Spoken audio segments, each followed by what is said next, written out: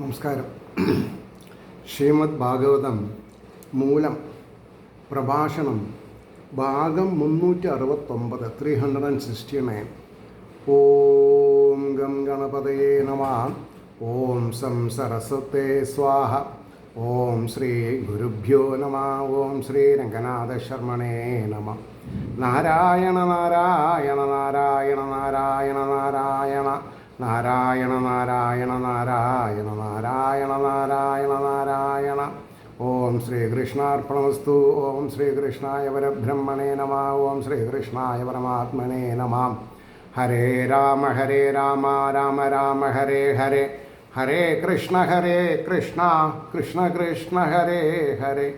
ഓം ശ്രീ രുക്മിണീ സത്യഭാമ സമേത ശ്രീ ഗോപാലകൃഷ്ണസ്വാമിനേ നമഃ. ശ്രീമദ് ഭാഗവതം ചതുർത്ഥസ്കന്ധം 11-ാം അധ്യായം. 11-ാം അധ്യായത്തിലെ 5-ാമത്തെ ശ്ലോകമാണെന്ന് പറയേണ്ടത്. അത് പറയാം. അതിനിടയ്ക്ക് എനിക്ക് പറയാനുള്ളത്, ചിലപ്പോൾ നമ്പറിൽ വല്ല ഏറ്റക്കുറച്ചിൽ വന്നുകൂടാന്നില്ല. ഒരേ നമ്പർ 366 ചിലപ്പോൾ 2 പ്രാവശ്യം എഴുതിയിട്ടുണ്ടാവും. ചിലപ്പോൾ ഉള്ളിൽ കണ്ടൻസിന് യാതൊരു വ്യത്യാസവും വരില്ല. കണ്ടൻസ് പറയുന്നുണ്ടല്ലോ, ഇന്ന സ്കന്ധത്തിൽ ഇന്ന അധ്യായത്തിൽ ഇന്ന ശ്ലോകം എന്ന് പറഞ്ഞിട്ടുണ്ട്. അത് ശ്രദ്ധിച്ചാൽ മതി. ബാക്കിയുള്ളത് ശ്രദ്ധിക്കേണ്ടതെന്നല്ല പറയാൻ കാരണം, തെറ്റ് പറ്റാം. അതുകൊണ്ട് പറഞ്ഞെന്ന് മാത്രം. അപ്പോൾ ഇന്ന് നമ്മൾക്ക് 369-ാമത്തെ എപ്പിസോഡാണ്. അതിൽ ചതുർത്ഥ സ്കന്ധത്തിൽ 11-ാം അധ്യായത്തിലെ 5-ാമത്തെ ശ്ലോകമാണ് പറയാൻ പോകുന്നത്. സദാൻ പൃഷ പൃഷക്തൈരഭിതാവതോ മൃധേ നികൃത്ത ബാഹുരുശിരോധരോധരാൻ നിനായ ലോകം പരമർക്കമണ്ഡലം വ്രജന്തി നിർഭിദ്യായമൂർധ്വരേതസാം.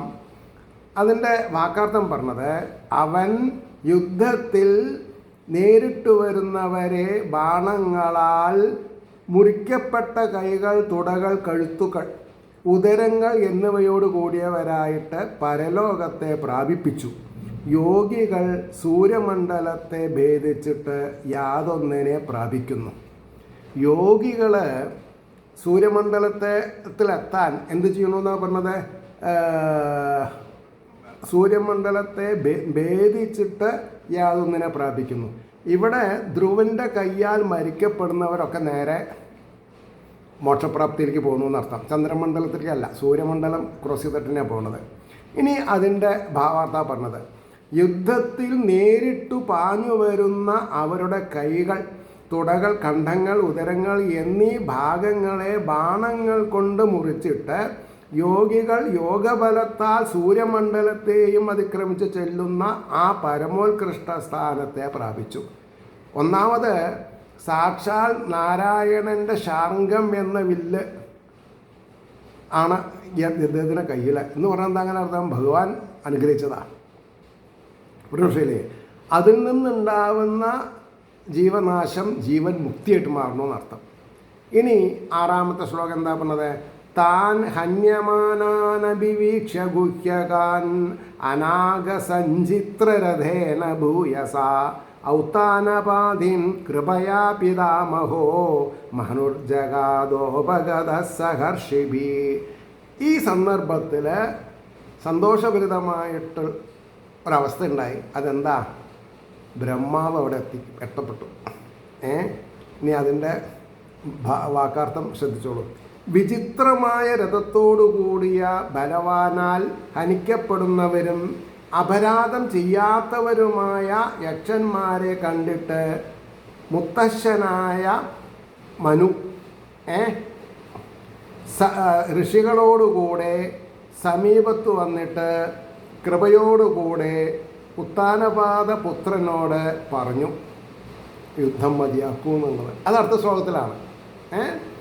അപ്പോൾ അതിൻ്റെ ഭാവാർത്ഥം എന്താ?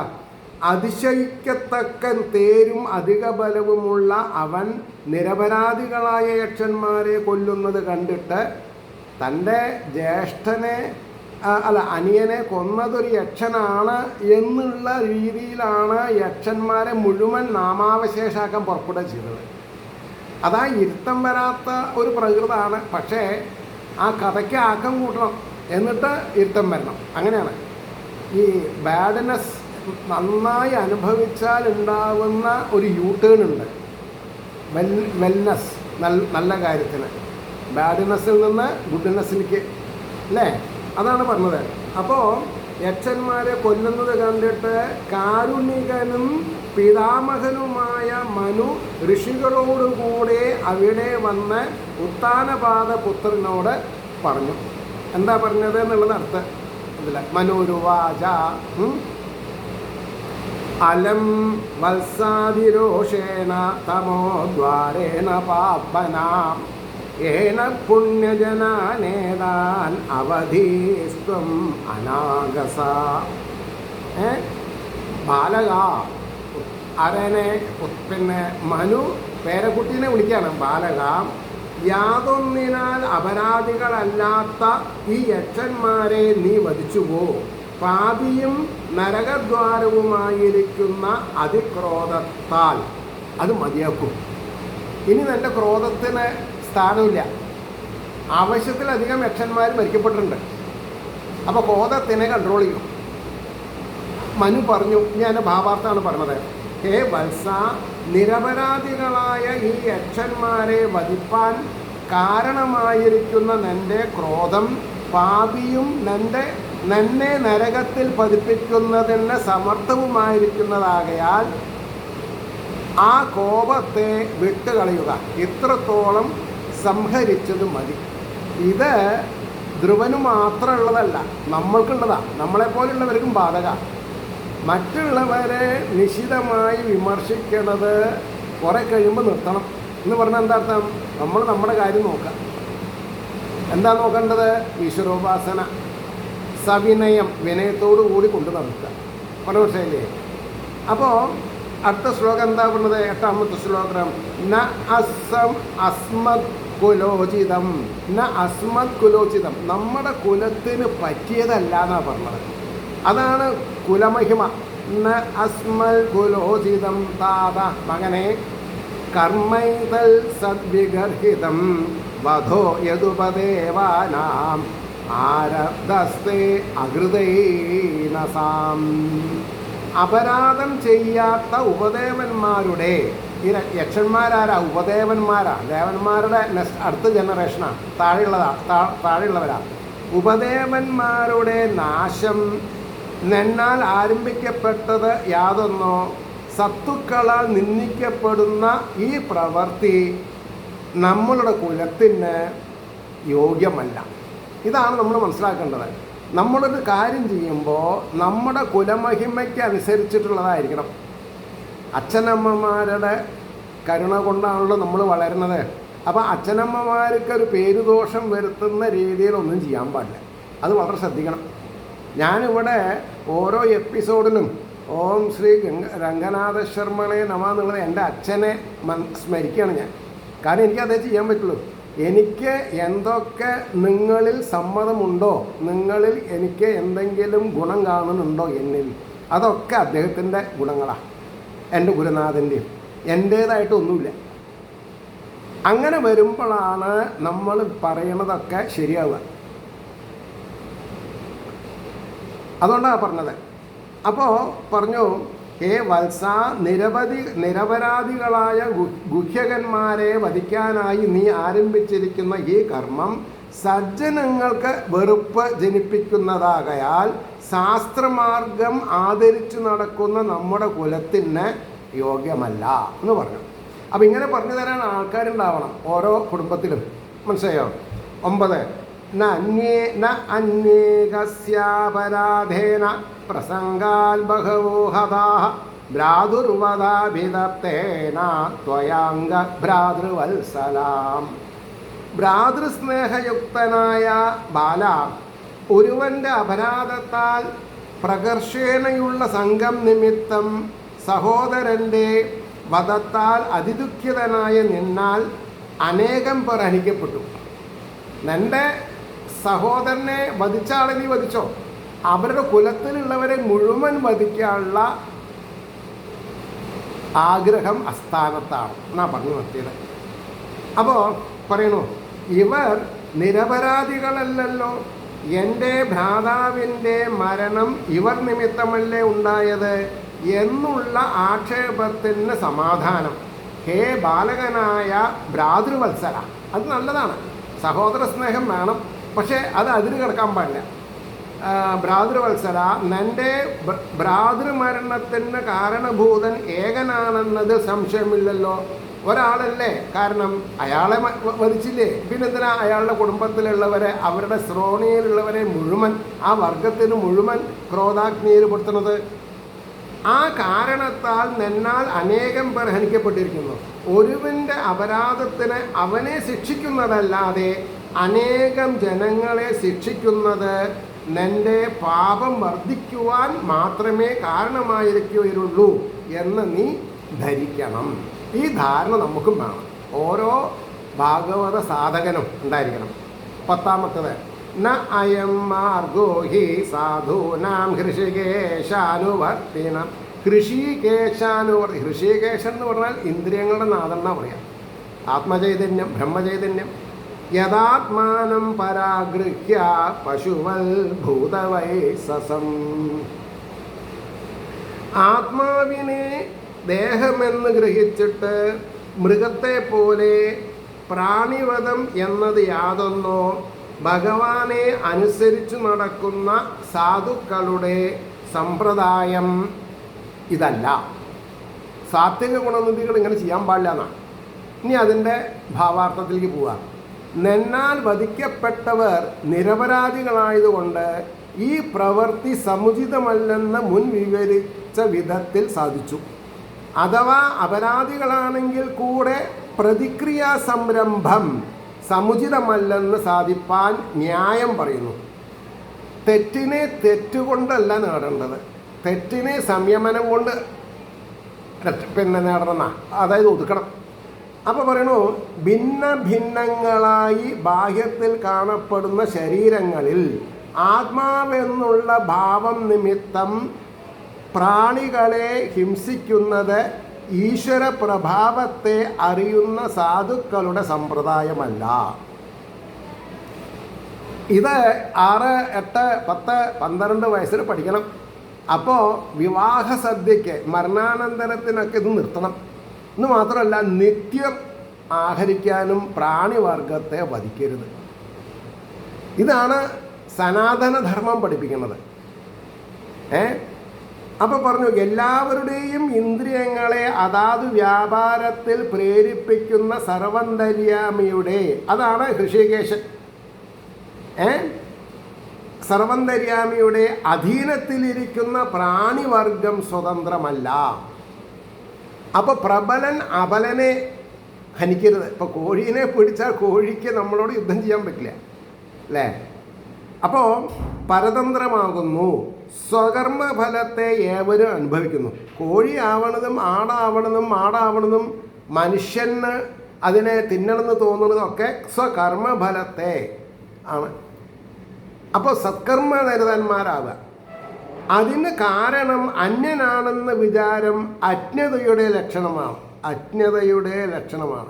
അതിനാൽ ഇവർ അപരാധമുള്ളവരാണെങ്കിൽ കൂടെ അവരിൽ ക്ഷമ തന്നെ സാധുക്കൾക്ക് ഉചിതമാർഗം.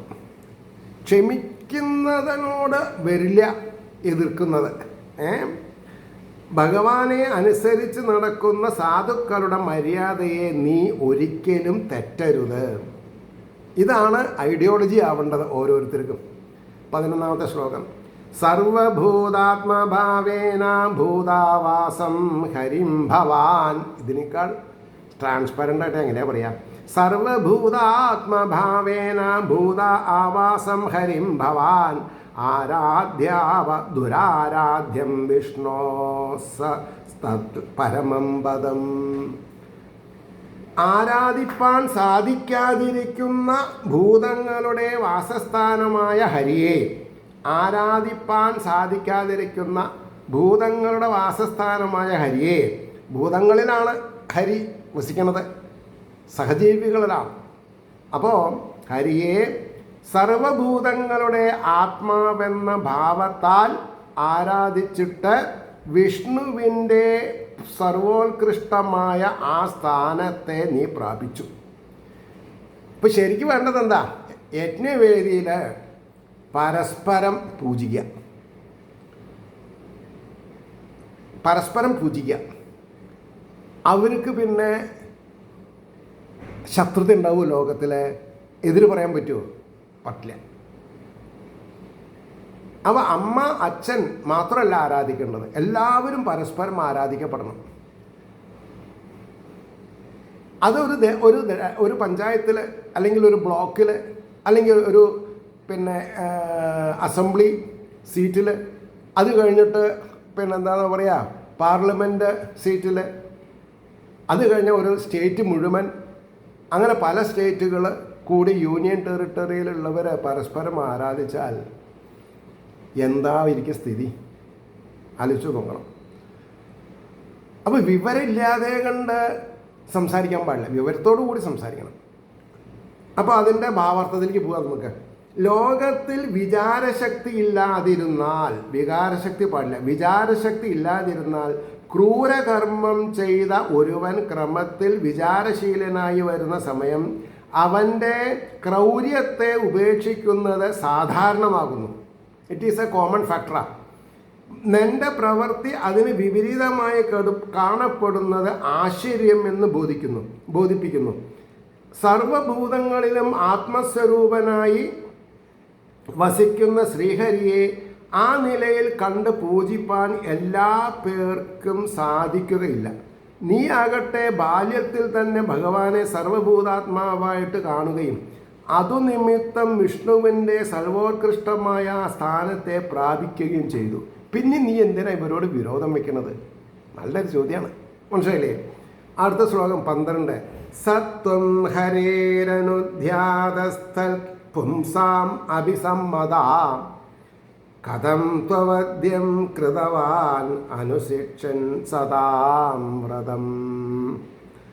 ഹരിയാൽ സ്വകീയതത്വേന വിചാരിക്കപ്പെട്ടവനും ഹരിഭക്തന്മാർക്കും സമ്മതനുമായ ആ നീ സത്തുക്കളുടെ വ്രതത്തെ, സാത്വിക ഗുണനിധികളുടെ ഈശ്വരാരാധന എന്നുള്ള വ്രതത്തെ അഭ്യസിക്കുന്നവനായിട്ട് ദോഷത്തെ എങ്ങനെ ചെയ്തു? സത്തുക്കൾ ദോഷം ചെയ്താൽ താക്കീത് ചെയ്യണം, അവരെ പിൻവാങ്ങും. അസത്തുക്കൾ തെറ്റ് ചെയ്യുമ്പോൾ പറഞ്ഞാലും സമയമായിട്ടില്ല, അവരത് കേൾക്കില്ല. അതിൻ്റെ ഭാവാർത്ഥം കേട്ടോളൂ. ശ്രീഹരി നിന്നെ സ്വകീയനായിട്ട് ഹൃദയത്തിൽ കരുതിയിരിക്കുന്നു, അതുനിമിത്തം ശ്രീഹരി ഭക്തന്മാർക്കും നീ സമ്മതനായിരിക്കുന്നു.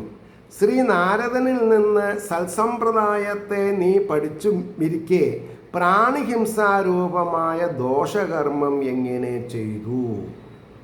ഇതാണ് വളരെയധികം ശ്രദ്ധിച്ച് മനസ്സിലാക്കേണ്ട ഒരു സബ്ജക്റ്റാണത്.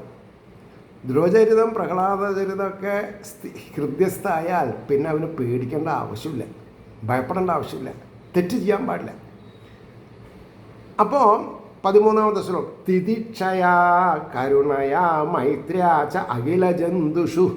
എല്ലാ ജന്തുക്കളിലും തിതിക്ഷ വേണം, കരുണ വേണം, മൈത്രി വേണം. സമത്വേന ച സർവാത്മാ ഭഗവാൻ സംപ്രസീദതി. എല്ലാ ജീവജാലങ്ങളുടെ ഹൃദയഗഹ്വരത്തിൽ വസിക്കുന്ന ചൈതന്യം എൻ്റെ ഗഹ്വരത്തിലും തന്നെയാണ് എന്നുള്ളൊരു കമ്പാരിസൺ നടന്നു വന്നാൽ പിന്നെ ആരേനും നമുക്ക് എതിർക്കേണ്ട ആവശ്യമില്ല.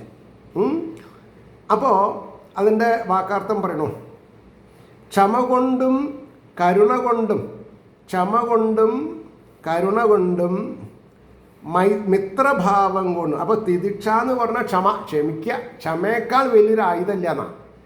അപ്പോൾ സർവപ്രാണികളും സമഭാവന കൊണ്ടും സർവരിലും ആത്മാവായ ജ്ഞാനസ്വരൂപൻ, ഭഗവാൻ ആരാ? ജ്ഞാനസ്വരൂപൻ വേണ്ടതുപോലെ പ്രസാദിക്കുന്നു എന്നാണ്. To what extent you require, ആ എക്സ്റ്റെൻറ്റ് വരെ. അപ്പോൾ അതിൻ്റെ ഭാവാർത്ഥം എങ്ങനെയാണ് പറഞ്ഞത്? മഹാജനങ്ങളിൽ ക്ഷമാസ്വഭാവം, താണവരിൽ കാരുണ്യം, സമന്മാരിൽ മിത്രഭാവം,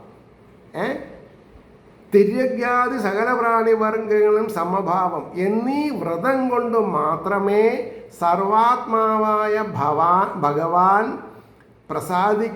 പ്രസാദിക്കുകയുള്ളൂ എന്നല്ലേ ഭഗവാൻ നാരദൻ പറഞ്ഞത്? അതെന്തുകൊണ്ടാണ് നമ്മൾ മനസ്സിലാക്കാത്തത്? അപ്പോൾ ചിലരെ സമ്മാനിക്കുകയും ചിലരെ അപമാനിക്കുകയും ചെയ്യുന്നതായാൽ നിന്നിൽ ഭഗവത് പ്രസാദം നിലനിൽക്കുന്നതെങ്ങനെയെന്ന് നീ ആലോചിക്കണമെന്ന് മനു ഓർമ്മപ്പെടുത്തുകയാണ്. അപ്പം ഈ ആഖ്യാനം വായിക്കാണ്ട് ഈ ശ്ലോകങ്ങൾ മുഴുവൻ ഞാൻ കാണാപാഠം പഠിച്ചു പറഞ്ഞാൽ അതൊരു കഴിവല്ല, അതുകൊണ്ടൊരു ഗുണമില്ല. അതുകൊണ്ടാണ് പറഞ്ഞത്. ഭാഗവത ശ്ലോകങ്ങൾ അവിടെ നിന്നോട്ടെ. അവനവരുടെ മാതൃഭാഷയിൽ സത്യം എന്താണ്, അസത്യം എന്താണ്, നീതി എന്താണ്, അനീതി എന്താണ്, ധർമ്മം എന്താണ്, അധർമ്മം എന്താണ്, അരുതാത്തതേത്, അരുതെന്നത് ഏത് എന്നൊക്കെ മനസ്സിലാക്കിയാൽ ജീവിതം എത്ര ഉയരും ആലോചിച്ച് നോക്കൂ. അപ്പോൾ 14-ാമത്തെ ശ്ലോകം പറയണു, സംപ്രസന്നേ ഭഗവതി പുരുഷ പ്രാകൃതേർഗുണേ വിമുക്തോ ജീവനിർമുക്തോ ബ്രഹ്മനിർവാണമിച്ഛതി. ഭഗവാൻ നന്നായി പ്രസാദിച്ചിരിക്കുമ്പോൾ പ്രകൃതി സംബന്ധികളായ ഗുണങ്ങളാൽ മോചിക്കപ്പെട്ടും ലിംഗശരീരത്തിൽ നിന്ന് വേറിട്ടുമിരിക്കുന്ന ആത്മാവ് ആനന്ദബ്രഹ്മത്തെ പ്രാപിക്കുന്നു. എന്താ ഭഗവാന്റെ പ്രസാദം സിദ്ധിച്ചാലുള്ള ഫലത്തെ പറ്റിയിട്ടാണ് പറയുന്നത്. അതിൻ്റെ ഭാവാർത്ഥത്തിൽ എന്താണത്? സർവൈശ്വര്യസ്വരൂപനായ ഭഗവാൻ പ്രസാദിച്ചാൽ ആത്മാവ് രജസ്, സത്വം, തമസ് എന്ന പ്രകൃതി ഗുണങ്ങളുടെ ബന്ധത്തിൽ നിന്നും തൽകാര്യമായിരിക്കുന്ന ലിംഗശരീരത്തിൽ നിന്നും മുക്തനായിട്ട് സംസാരാതീതമായിരിക്കുന്ന, സംസാരത്തിന് അതീതമായിരിക്കുന്ന ആനന്ദ സ്വരൂപനായ ബ്രഹ്മത്തെ പ്രാപിക്കുന്നു എന്നാണ്. ഇതായിരിക്കണം നമ്മുടെ ലക്ഷ്യം. പ്രകൃതിയിൽ നിന്ന് പ്രകൃതിക്ക് അതീതമായിട്ട്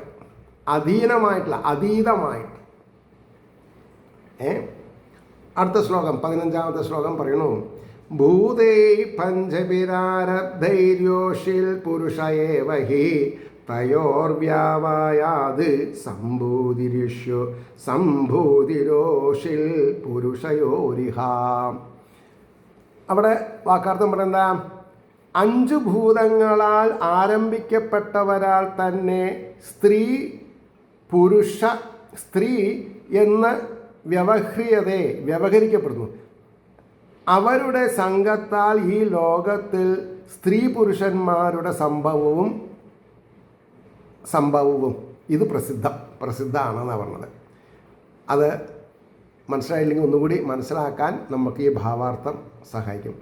ഇതുവരെ സഹോദരവധ കർത്തൃത്വം ഗുഹ്യകന്മാരിൽ ഒരുവനുണ്ടെന്ന് നിശ്ചയിച്ചു പറഞ്ഞു.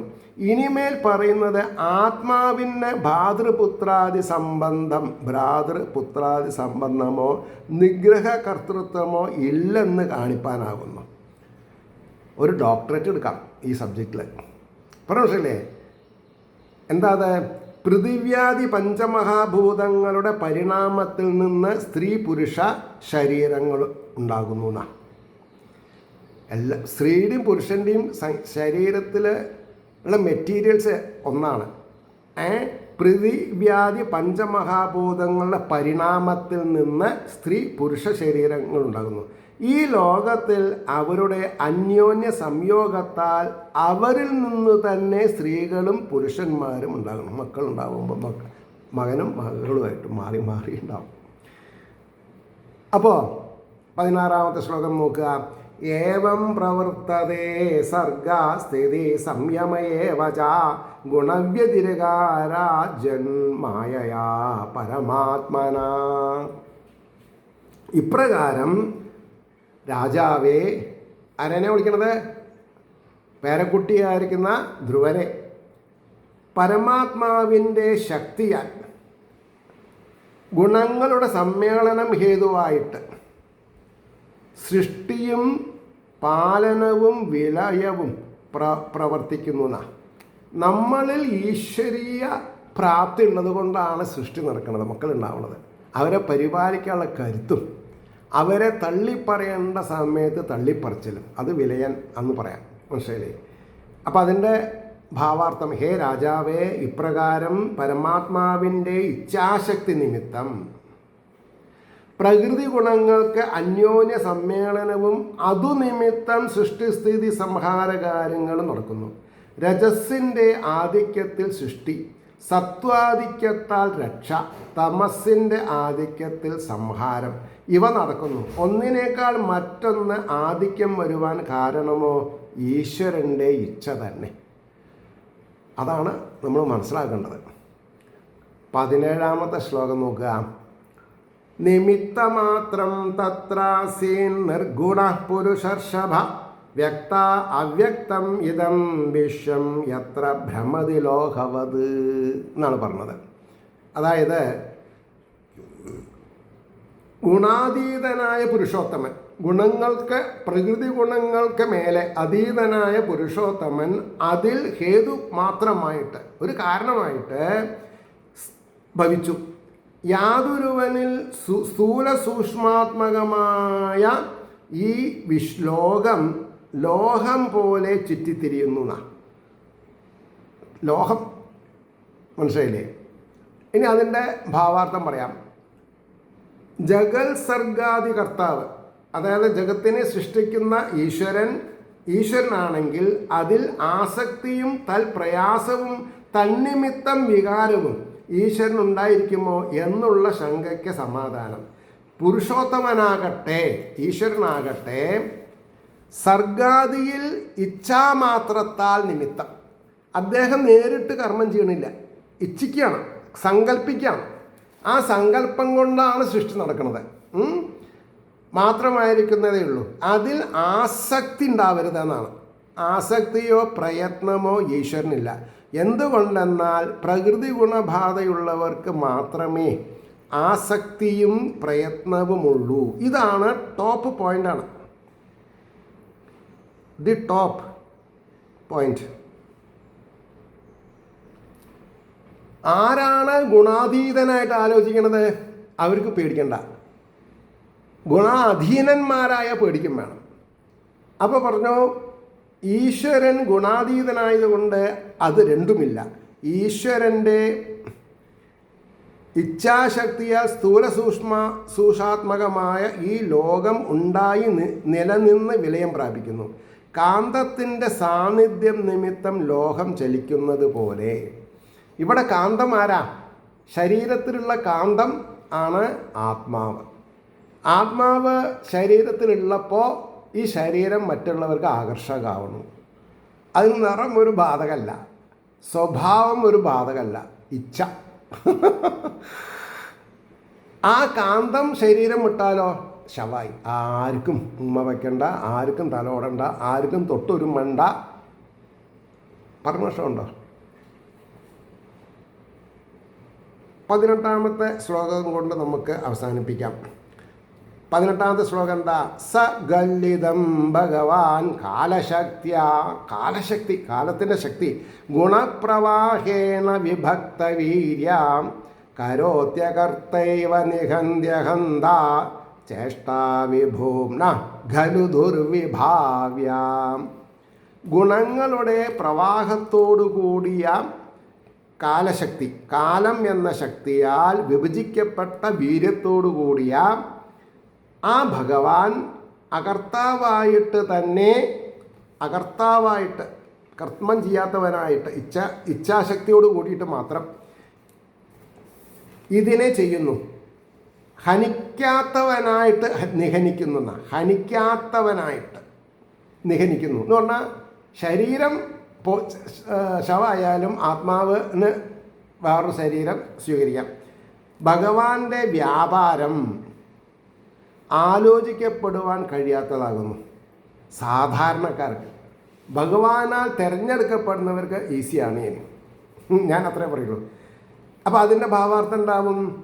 മുഖ്യമായ കർത്തൃത്വം ഈശ്വരനിൽ ഇല്ലെങ്കിലും സർവാത്മഭാവം നിമിത്തം കർത്തൃത്വം ഈശ്വരനുണ്ടെന്നും കാണിക്കുന്നു. സൃഷ്ടിസ്ഥിതി സംഹാരം എന്ന കാര്യങ്ങൾക്ക് കാരണമായിരിക്കുന്ന രജസ്, സത്വം, തമസ് എന്ന ഗുണങ്ങളുടെ വികാസത്തിന് കാരണമായിരിക്കുന്ന ഈശ്വരൻ്റെ കാലം എന്നു പേരായ ശക്തിയാൽ വിഭജിക്കപ്പെട്ടിരിക്കുന്ന വീര്യത്തോടുകൂടിയ ആ ഭഗവാൻ കർത്താവെന്നുള്ള ഭാവം ഭാവിക്കാതെ ലോകത്തെ സൃഷ്ടിക്കുന്നു. അതുകൊണ്ട് അദ്ദേഹത്തിന് ഭാരമില്ല. പാലകൻ എന്ന അഭിമാനം കൂടാതെ പാലിക്കുന്നു. ഹന്താവെന്നുള്ള വിചാരം കൂടാതെ ഹനിക്കുകയും ചെയ്യുന്നു. ഐശ്വര്യപരിപൂർണനായ ഭഗവാന്റെ ചേഷ്ടയുടെ സ്വരൂപത്തെ നിർണയിക്കുന്നതിന് ആർക്കും സാധ്യമല്ല എന്നാണ് പറഞ്ഞത്. അവിടെ നിർത്താം. ഏവർക്കും ശ്രീഹരിയുടെ അനുഗ്രാശസ്സുകൾ നിർലോഭം ഉണ്ടാവട്ടെ എന്ന് പ്രാർത്ഥിക്കുകയും അതോടുകൂടി ലോകാ സമസ്ത സുഖിനോ ഭവന്തു ആയിരിക്കട്ടെ നമ്മുടെ ഓരോരുത്തരുടെയും പ്രാർത്ഥന എന്നത് സ്മരിച്ചുകൊണ്ട് വാക്കുകൾ ഉപസംഹരിക്കുന്നു. നമസ്കാരം. നാളെ കാണാം.